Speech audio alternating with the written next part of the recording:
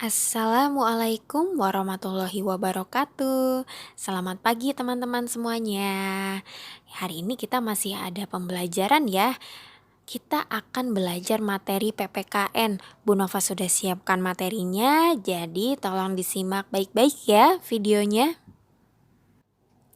Mengidentifikasi hak dan kewajiban masyarakat terhadap sumber daya air. Banyak kegiatan yang menggunakan air, misalnya mencuci, mandi, mengepel, dan minum. Hal tersebut merupakan hak masyarakat dalam memanfaatkan air. Selain hak, masyarakat juga memiliki kewajiban untuk tetap melestarikan ketersediaan air bersih. Berikut beberapa kewajiban masyarakat terhadap air. Yang pertama, mematikan keran air saat tidak digunakan.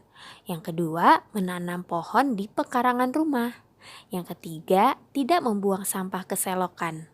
Keempat, mandi atau mencuci pakaian dengan air yang cukup. Dan yang kelima, tidak menebang pohon yang dapat mengganggu kelestarian air. Karena biasanya semakin banyak pohon, maka kandungan air pun semakin banyak di dalam tanah. Pelaksanaan hak dan kewajiban terhadap air harus dilakukan secara seimbang agar sumber daya air terjaga kelestariannya. Selanjutnya mengenai identifikasi sikap persatuan dan kesatuan dalam melestarikan sumber daya alam. Melestarikan sumber daya alam merupakan kewajiban seluruh anggota masyarakat. Hal ini wajib dilaksanakan bersama-sama dan saling menunjukkan sikap persatuan dan kesatuan. Dengan demikian sumber daya alam tetap lestari dan bisa dimanfaatkan. Berikut beberapa contoh sikap persatuan dan kesatuan dalam melestarikan sumber daya alam. Yang pertama, kita harus mau ya melakukan kerja bakti, membersihkan selokan yang penuh dengan sampah. Lalu yang kedua, mau bergotong royong, membersihkan sungai dari sampah. Yang ketiga, mau juga ya membantu gotong royong untuk membangun sarana kebersihan dan juga menanam bibit pohon di sekitar taman. Selanjutnya, kita akan membahas mengidentifikasi usaha-usaha pelestarian sumber daya alam. Berikut adalah usaha-usaha pelestarian sumber daya alam.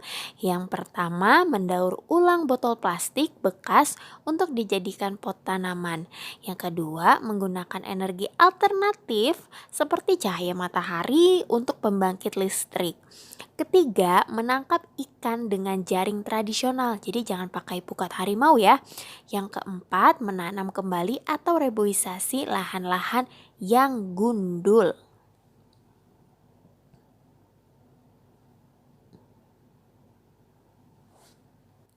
Berikut beberapa kerusakan hutan akibat tidak melaksanakan kewajiban.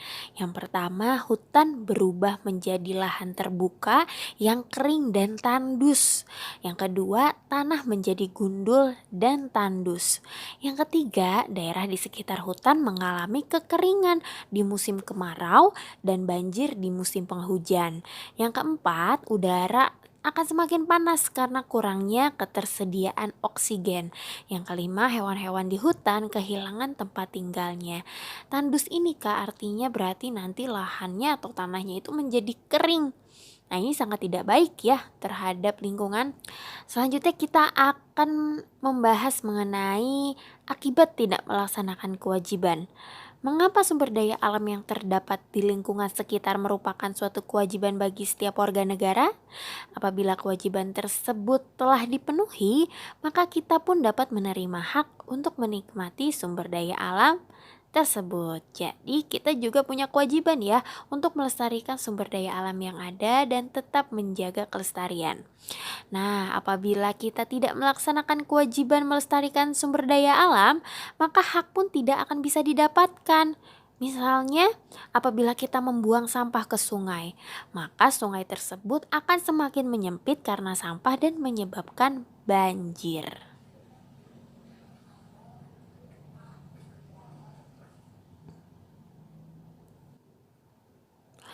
Contoh pelaksanaan hak dan kewajiban yang seimbang.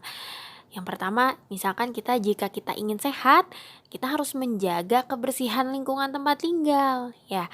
Atau misalkan jika kita ingin terhindar dari banjir, berarti kita tidak boleh membuang sampah di sungai ataupun selokan. Lalu yang ketiga, jika kita menginginkan udara yang bersih, kita harus mau menanam pohon dan menjaga kelestariannya. Apalagi pohon itu menghasilkan oksigen yang sangat dibutuhkan oleh manusia. Alhamdulillah pembelajaran hari ini telah selesai. Semoga banyak manfaatnya. Dan jangan lupa tugasnya dikerjakan dan dikirimkan ke Bu Nova ya. Nanti akan Bu Nova periksa. Kalau begitu, sampai bertemu di pembelajaran berikutnya.